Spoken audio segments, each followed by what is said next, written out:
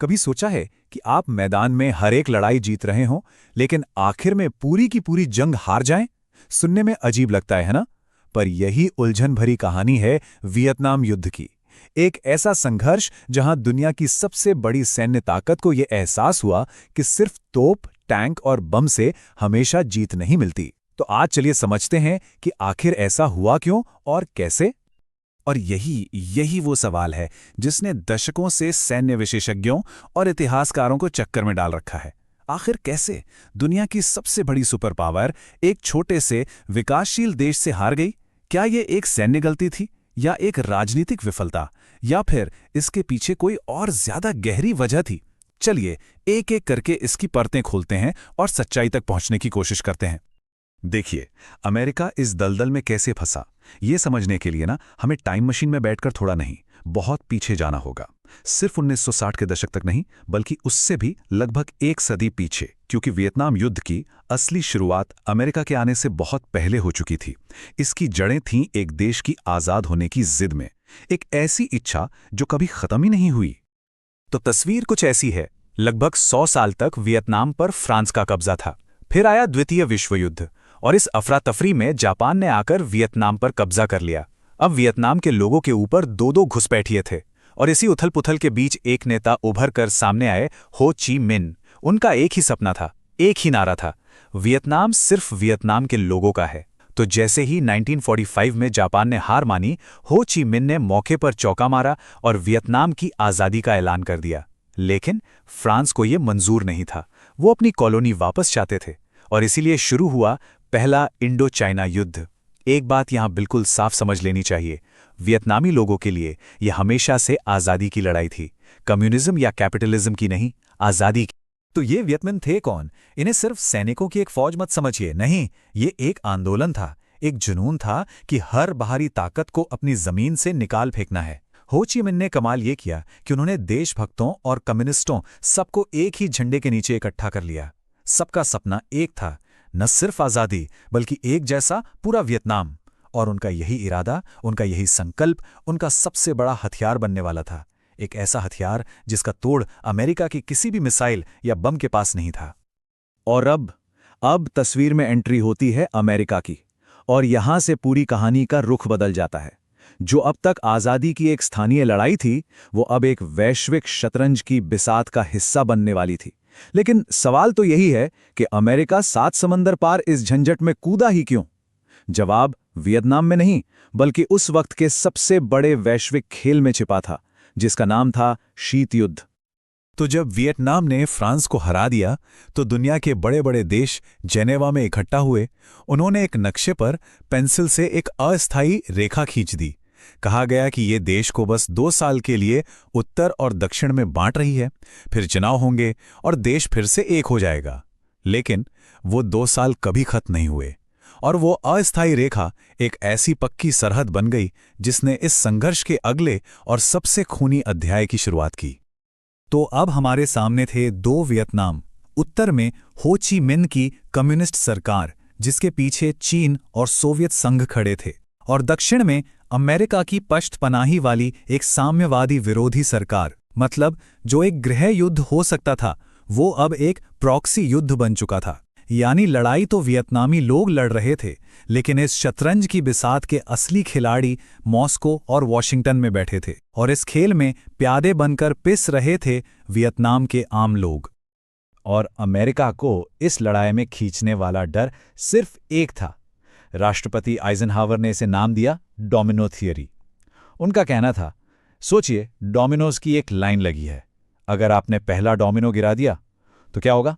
सारी लाइन एक के बाद एक गिर जाएगी। अमेरिका को यही डर था कि अगर वियतनाम कम्युनिस्ट बन गया तो उसके पड़ोसी लाओस, कंबोडिया, थाईलैंड सब एक एक करके कम्युनिस्ट बन जाएंगे। बस इसी एक डर ने अमेरिका को एक ऐसे युद्ध में झोंक दिया जिसमें उसने लाखों जानें और अरबों डॉलर गंवा दिए।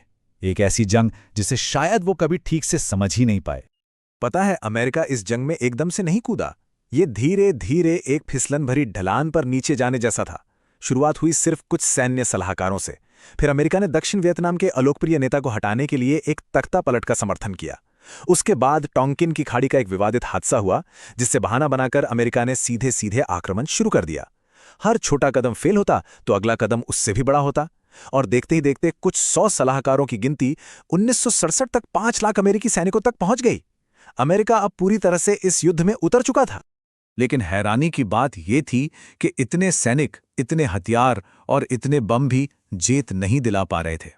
इस अगले हिस्से में हम बात करेंगे उस निर्णायक मोड़ की, उस पल की जब अमेरिका को एहसास होना शुरू हुआ कि ये कोई आम जंग नहीं है, बल्कि एक ऐसा चक्रव्यूह है जिसे शायद वो कभी जीत ही नहीं सकते। और यही वो दौर था जब अमेरिका के लोग अपनी सरकार के खिलाफ सड़कों पर उतर आए। समस्या की जड़ यही थी, ये दो बिल्कुल अलग तरह की लड़ाइयों का टकराव था। एक तरफ थी अमेरिका की हाईटेक सैन्य मशीन, जिसके पास बॉम्बर्स, हेलीकॉप्टर्स और उन्नत हथियार थे, वो एक पारंपरिक युद्ध लड़ रहे थे। और दूसरी तरफ थे वियतकॉन्ग, वो लड़ रहे थे गुरीला युद्ध यानी छापामार युद्ध। उन्होंने पूरे देश में जमीन के नीचे सुरंगों का जाल बिछा रखा था। वो कहीं से भी अचानक हमला करते और फिर जंगल में गायब हो जाते। एक आम अमेरिकी सैनिक के लिए ये एक भूत से लड़ने जैसा था, एक ऐसे दुश्मन से जिसे वो देख ही नहीं सकता था।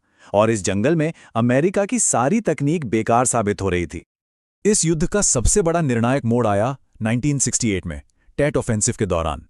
इससे ठीक पहले अमेरिकी जनरल और नेता लगातार कह रहे थे, हम जीत रहे हैं, बस थोड़ी ही दूरी पर मंजिल है। और फिर अचानक एक दिन वियतकॉन्ग ने पूरे दक्षिण वियतनाम के शहरों पर एक साथ हमला बोल दिया। हाँ, सैन्य तौर पर यह हमला विफल हो गया, लेकिन मनोवैज्ञानिक तौर पर इसने अमेरिका की कमर तोड़ दी। घर पर टीवी देख रहे आम लोगों का विश्वास टूट गया। उन्हें लगा कि या तो उनकी सरकार उनसे झूठ बोल रही है, या फिर उसे खुद ही नहीं पता कि जमीन पर हो क्या रहा है। टेट ऑफेंसिव के बाद एक ऐसे झटके लगे जिससे पूरा सिस्टम हिल गया।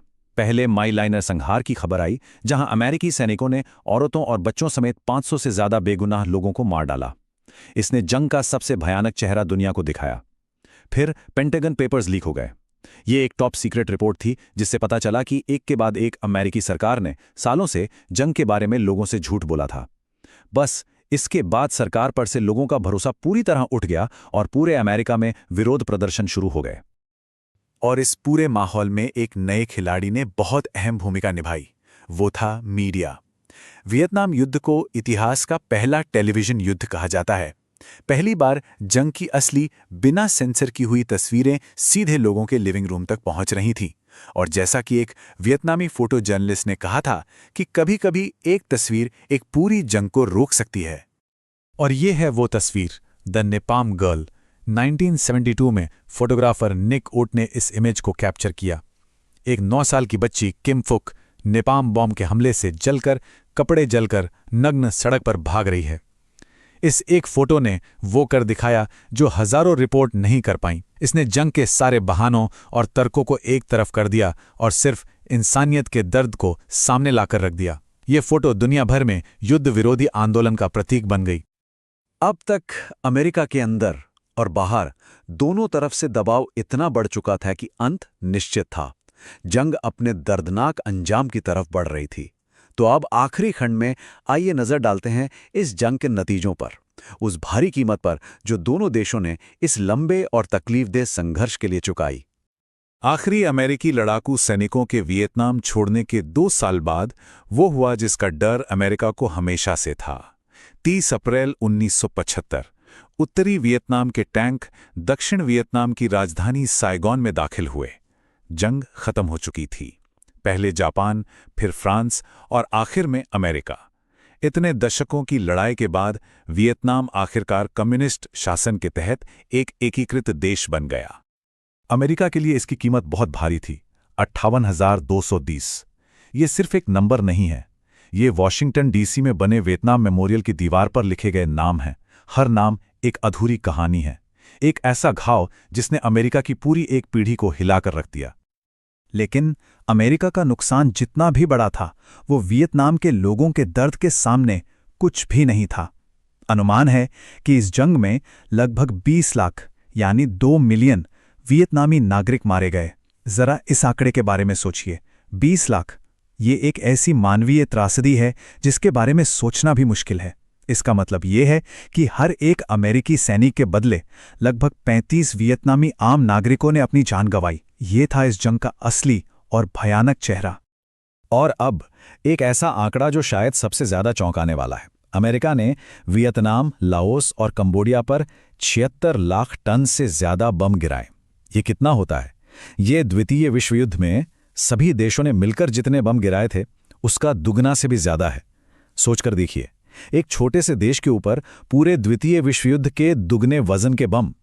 वहां की जमीन हमेशा के लिए जख्मी हो गई। और ये घाव सिर्फ जमीन पर नहीं लगे। जंग भले ही 1975 में खत्म हो गई, लेकिन इसकी विरासत आज भी जिंदा है। एजेंट ऑरेंज जैसे रासायनिक जहरों ने वहां की मिट्टी और पानी में जहर घोल दिया, जिसके कारण आज भी वहां बच्चे शारीरिक विकृतियों के साथ पैदा होते हैं। कैंसर फैला हुआ है। और अमेरिका में वहां भी जंग ने समाज को इतना बांट दिया कि उसके घाव भरने में कई दशक लग गए, और सरकार पर से जो भरोसा टूटा वो आज तक पूरी तरह लौट नहीं पाया। तो आखिर में वियतनाम युद्ध हमें एक बहुत ही जरूरी और मुश्किल सवाल के साथ छोड़ जाता है। जब एक ताकतवर देश किसी दूसरे देश पर अपनी सोच, अपनी विचारधारा थोपने की कोशिश करता है, तो उसकी असली मानवीय कीमत क्या होती है? ये कहानी हमें अपनी ताकत की सीमाओं के बारे में सिखाती है। ये एक सबक है कि किसी दूसरे देश के इतिहास, उनकी संस्कृति और उनकी आज़ादी की इच्छा को नज़रअंदाज करने का अंजाम कितना भयानक हो सकता है। और ये एक ऐसा सवाल है जिसकी गूंज हमें आज भी दुनिया भर के संघर्षों में सुनाई देती है।